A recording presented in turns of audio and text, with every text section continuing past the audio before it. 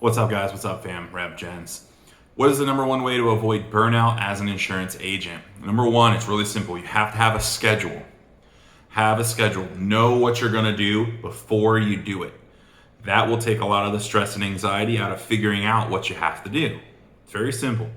Number two, you want to hire an assistant, whether they're virtual or in person. Mine's in person. You can also find one virtually, a business manager, someone to help deal with some of the tasks and the day-to-day minutia that's going to come up when you're selling insurance.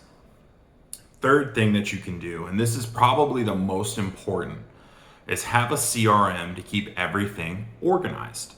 So you don't have to remember everybody's birthday. You don't have to remember any records or anything to do. You put it right in the CRM, hit the button, and it's good.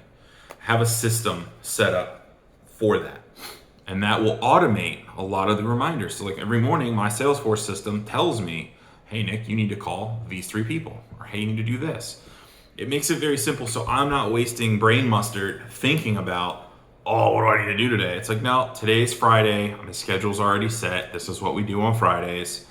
And you just start going through the motions. Now they're different motions than like your standard 9-to-5 job. It's just not endless repetition.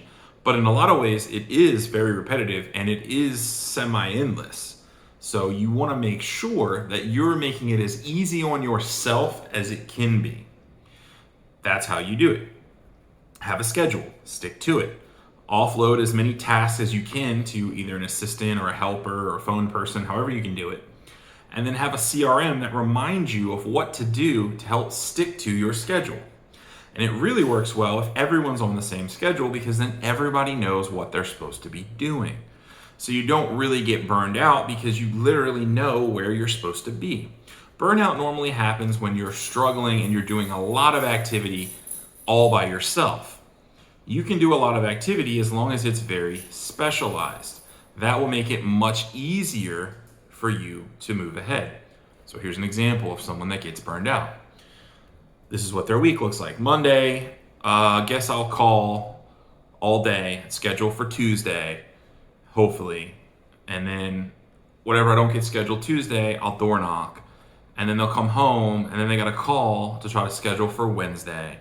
And they had a long day, so they were out selling and hustling.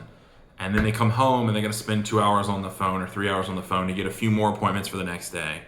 They go through that and they got a door knock because they didn't get enough appointments. And it's just, they end up having a whole lot of not enough activity. So they're always scrambling for money. Well, and then they had some client calls and, they had some people complain, and then they had an issue, and then they had to call this person, and then a doctor changed. And then they get bogged down with minutia, and the whole time they're not selling or doing revenue generating activities. And it's just their schedule's all over the place. And that's normally the people that get worn down because they are very reactionary. Things happen to them and they deal with it, versus being proactive where I'm going to do this, this, and this. And if this happens, this is how we handle it. And it makes it much simpler for me. If I have 5 to 7 pre-booked appointments every day, that's what I'm doing. If a customer or client calls in and has an issue, a complaint, or a question, they go right over to my business manager and she handles it. So I don't have to deal with that.